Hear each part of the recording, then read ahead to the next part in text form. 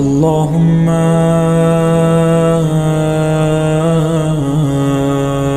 كل ولي الحجة ابن الحسن. آج دیکھیں ہماری بہت بڑی مشکلات، دین بیان نہیں ہوتا. نہج و بلاغہ پر ہی کوئی اگر تقریر کرنا چاہے نہیں کر سکتا، قرآن بیان کرنا چاہے نہیں کر سکتا، فرامین سید الشہداء کو بیان کرنا چاہے نہیں کر سکتا، کوئی واعظ و تبلیغ کرنا چاہے نہیں کر سکتا. کیوں نہیں کر سکتا؟ خوف کی وجہ سے.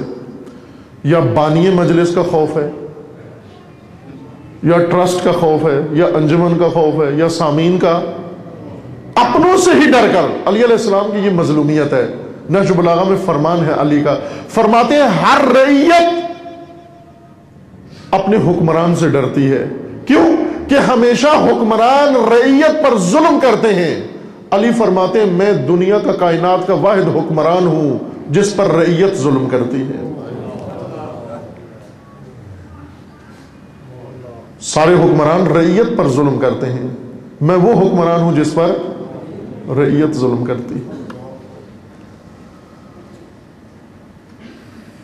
تقیہ، شیعہ مذہب کے اندر تقیہ ہے تو قرآن میں ہے، سارے ہی کرتے ہیں. اصل تقیہ ایک عام کامن چیز ہے، جو مذہبی نہیں ہے وہ بھی تقیہ کرتے ہیں. تقیہ کا مطلب کیا ہے؟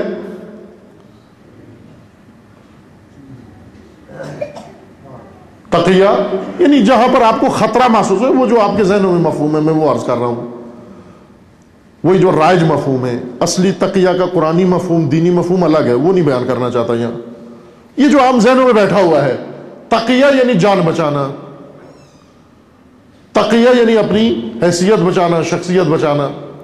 اصل تقیہ دین بچانا ہے، جان بچانا نہیں ہے. قرآنی مفہوم تقیہ کا دین بچانا ہے، لیکن جو رائج ہو گیا ہے وہ یہ جان بچانا ہے. اگر جان بچائی جائے، سارے بچاتے ہیں، مشکل جہاں بھی پڑ جائے وہاں آگے پیچھے کر کے جان بچا لیتے ہیں اپنی.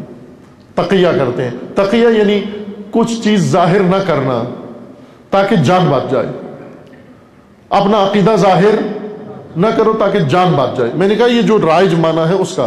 ورنہ وہ چیز جو حکم قرآن ہے، وہ حکم دین ہے، وہ یہ ہے کہ بعض جگہ پر عقیدہ ظاہر کرنے سے عقیدہ ضائع ہوتا ہے، نہ جان ضائع ہوتی ہے.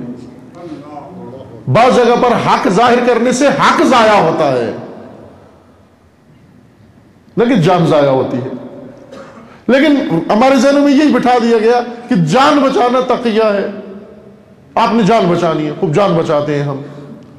تقیتاً آج کل مومنین تقیہ کرتے ہیں، سرے سے نماز ہی تقیہ کی وجہ سے نہیں پڑھتے تاکہ کسی کو یہ پتہ نہ چل جائے یہ شیعہ ہے.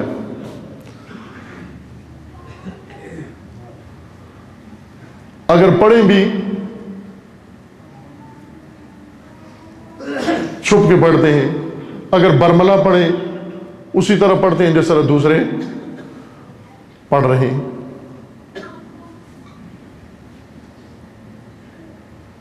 دفاتر میں چھٹی ہوتی ہے پاکستان میں، ابھی تک یہ ایک سہولت موجود ہے کہ نماز کی چھٹی ہوتی ہے، نماز جمعہ کی چھٹی ہوتی ہے.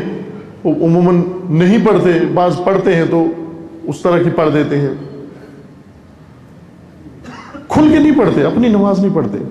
کیوں جی؟ کسی کو پتہ چل جائے گا، دفتر سے نکال دیں گے، ملازمت سے نکال دیں گے، پروموشن نہیں ہوگا. چھپا کے رکھتے ہیں، بالکل اپنے آپ کو چھپا کے پنہان رکھتے ہیں. خوف ہے. تقیہ کا کہا گیا کہ جہاں دشمن کا خوف ہو، جہاں مخالف کا خوف ہو. لیکن ایک تقیہ کی ایک قسم جو ہمارے یہاں رائج ہو گئی ہے، جو سٹیجوں پہ زیادہ رائج ہے، وہ کیا ہے کہ اپنوں سے خوف ہو، مجمع سے خوف، بانی سے خوف، مومنوں سے خوف. اس کے لیے تو تقیہ کی اجازت نہیں ہے کہ ہم دین چھپائیں دینداروں سے ڈر کر، ہم اسلام چھپائیں مسلمانوں کے خوف کی وجہ سے، ہم تشیع کو چھپائیں شیعہ کے ڈر سے. اس تقیہ کی اجازت نہیں ہے، یہ جائز تقیہ نہیں ہے. لیکن عملاً سب سے زیادہ رائج تقیہ ہے. سب سے زیادہ رائج تقیہ یہی ہے کہ آپ شیعوں کی ڈر سے تشیع چھپا لو. آپ مسلمانوں کے ڈر سے اسلام چھپا لو، آپ مومنوں کے ڈر سے ایمان چھپا لو، آپ امامت کے پیروکاروں کی وجہ سے نظام امامت پہ نہان رکھو. کیوں؟ کہ شاید پھر آپ کو سنے نہیں، پھر آپ کو بلائیں نہیں، پھر آپ کو پسند نہ کریں، پھر آپ کو وہ کر دیں. اس خوف کی وجہ سے بیان ہی مت کرو.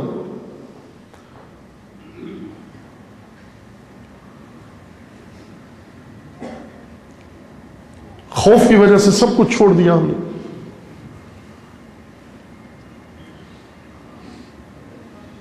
یہ لوگ جنہوں نے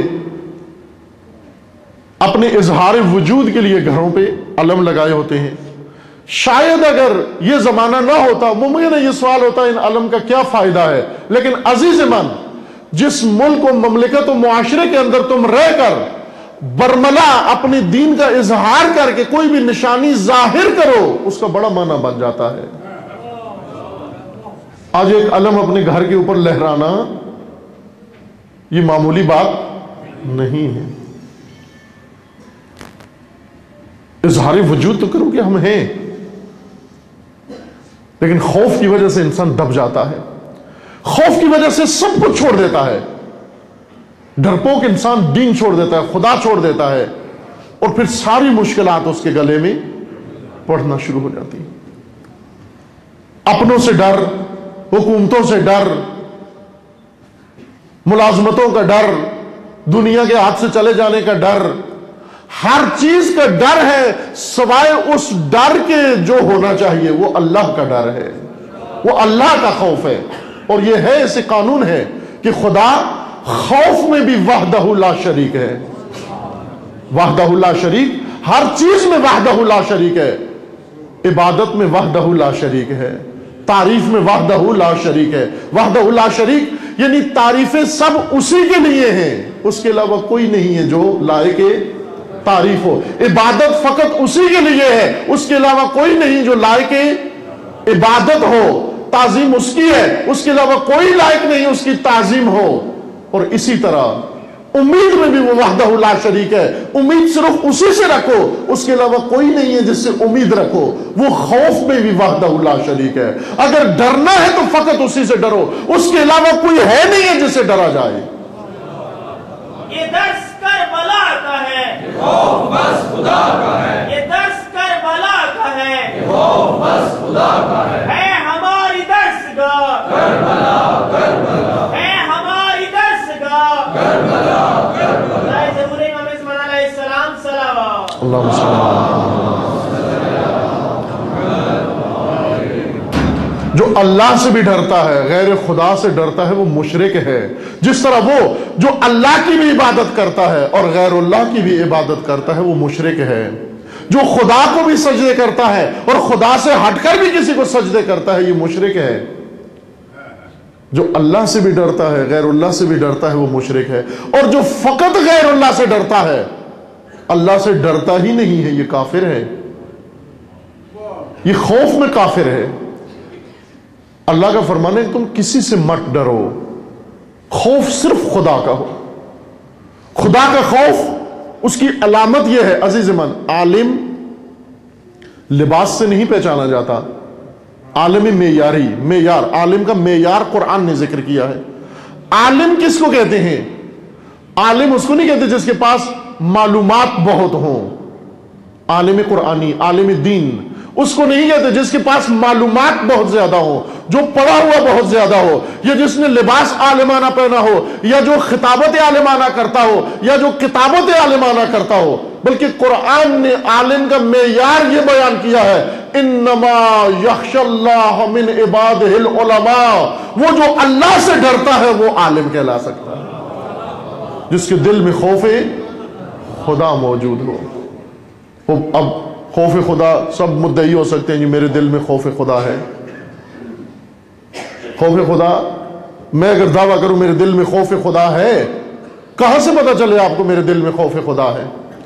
چونکہ منافقت، بعض شعبوں میں منافقت ہو سکتی ہے، ایمان میں منافقت ہو سکتی ہے کہ انسان کے دل میں ایمان نہ ہو لیکن زبان سے ایمان کا اظہار کر رہا ہو. انسان کے دل میں اخلاص نہ ہو، زبان سے اخلاص کا اظہار کر رہا ہو، یہ منافقت ہے. دل میں کچھ اور ہو، زبان پہ کچھ اور ہو۔ آیا خوف میں بھی منافق بنا جا سکتا ہے یا نہیں بنا جا سکتا؟ خوف میں منافق نہیں بنا جا سکتا۔ کیوں؟ اس لیے کہ اگر اللہ کا خوف دل میں موجود ہو، اس کی علامت یہ ہے کہ وہ انسان جس کے دل میں اللہ کا ڈر ہو، وہ اللہ کے علاوہ کسی سے نہیں ڈرتا۔